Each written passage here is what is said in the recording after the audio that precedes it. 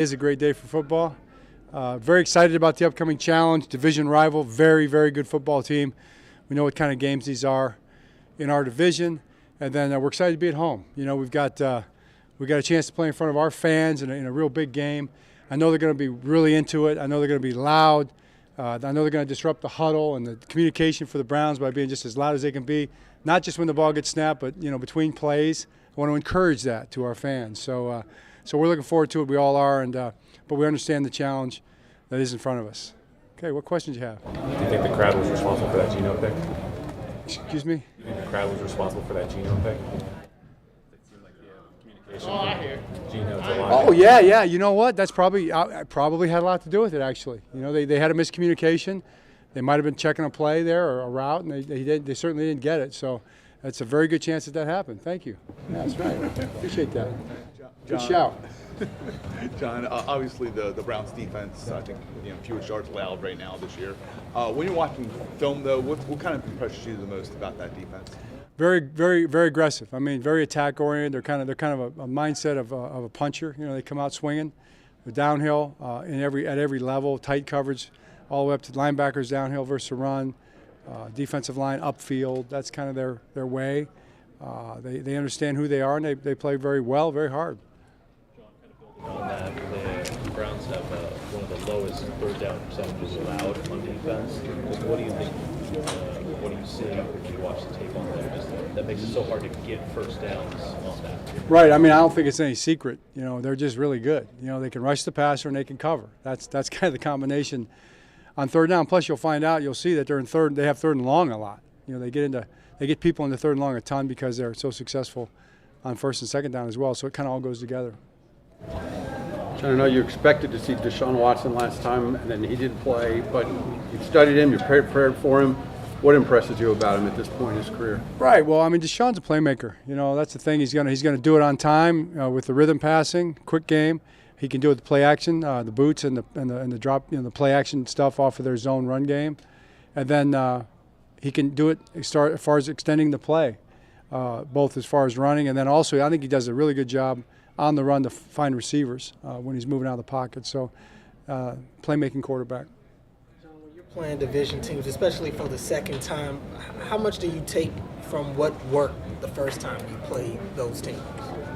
Well, you do. You do take a lot of that, and then you kind of try to extrapolate a little bit about what their answer might be, and then what you're going to need to do to counter that. I mean, it's kind of a guessing game there, but you don't want to, stop the play for them. You want to make sure that you test them a little bit, and I'm sure they'll test us and make sure that we can defend not only the plays that were successful against us the last time, but the ones that have been successful by other teams too. They have Kenyan, who they just signed last week, I believe. Proche is there now. It's kind of fan media chatter that, he's going to give them secrets. And how much do you think about that, talk about that? Is that a factor when it comes to players that have recently been with you guys? No. I mean, it's you're changing from week to week so much in terms of the plays that you actually run and the way you run them. And then any kind of like code words or signals or anything like that you're always protecting those. You're always changing them. So I don't think that's going to be an issue one way or the other. John, you value organizationally being unpredictable for opponents and kind of continually evolving, as you just mentioned. To this point in the season, how do you think Todd has done in terms of the offense, keeping opponents off balance with his play calls? For example, this last week you saw him call for runs and a lot more of the early downs. Is that something that you've seen and that you're pleased with? Absolutely. I mean, there's a lot of layers to that, and I think sometimes we look at it and it's easy to look at pick out one factor or another, whether it's like you say early down, how many times you run, how many times you're passing. But there are so many layers into that people are studying, so much information that we get, who's on the field, where they're lined up, what the motions look like, what call was made before that in terms of sequencing of calls. We really do study. Coaches at this level study all those things. So it's very nuanced in terms of keeping people off balance. I do think Todd's done a very good job of that. But the bottom line really is execution. When it's all said and done, all this stuff really is important. But really the most important thing is that you execute the plays well. John, we've seen Lamar be very efficient so far.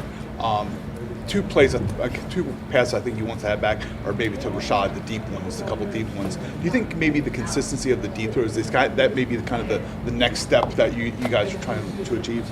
Yeah, I mean, it's those when we hit those plays in games, it's going to be great. I mean, it's a difference maker, I'm sure, and we chase that all the time. But we're hitting them in practice regularly. Sometimes things come up. I think sometimes you make a decision maybe just to throw it away. Other times, it might be a step or two further than you want or shorter than you want it. But all in all, I'm very confident in our deep passing game, and I'm very certain that we're going to make those plays in the coming weeks. Linderbaum in particular opened a pretty big hole for Mitchell on his touchdown run. Is that what have you seen from him in year two, and how much is he adding in terms of run blocking to the line? No question. Well, he adds a lot. I mean, he's a great run blocker. I think he's an excellent pass blocker as well. But he's a guy that can really sustain a block. I mean, when it really comes right down to it, he can get into a fit very quickly. He's just an explosive athlete, and then he can sustain. Really, that's the bottom line with blocking. He does it really well. John, Lamar's done so much so well this year, but there have been a couple of mesh point problems with Justice Hill. What's happening there, and how do you fix it? Well, you fix it by just consistency in terms of the angles and the mesh, fit. So something came up in that last game that kind of altered the spacing between the quarterback and the running back there. That just kind of happened, and you got to keep working through it. So we're not happy about that at all. I think that's probably the main thing, for us right now to make sure we clean up all those things and keep the ball off the ground. All right. Okay. Thank you. All right, thanks.